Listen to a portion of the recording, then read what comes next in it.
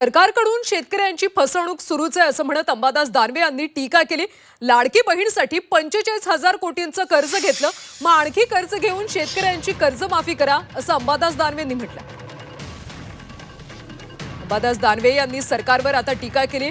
सरकारकडून शेतकऱ्यांची फसवणूक सुरू असल्याचं ते म्हणतात। लाडकी बहीणसाठी जर सरकार 45,000 कोटींचं कर्ज घेतंय, मग आणखी कर्ज घेऊन शेतकऱ्यांची कर्जमाफी करा असं वक्तव्य अंबादास दानवेंनी केलं।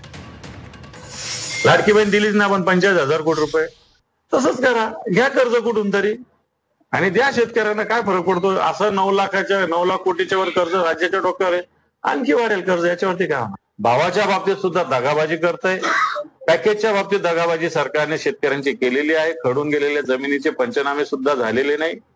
एनडीआरएफच्या निकषापेक्षा 1 हेक्टरचा निकष पुन्हा म्हणजे 2च्या ऐवजी 3 हेक्टरला मदत देणार होते, परंतु ही सुद्धा याची अंमलबजावणी कुठे झालेली आहे आणि म्हणून याच्या विरुद्ध आवाज शिवसेना उठवते। शिवसैनिकाच्या कामाला मदत करण्यासाठी, आवाज उठवण्यासाठी माननीय उद्धवजी 5, 6 आणि 7 आणि 8 नोव्हेंबर असा तब्बल 4 दिवसाचा दौरा संपूर्ण मराठवाड्यात करीत आहेत।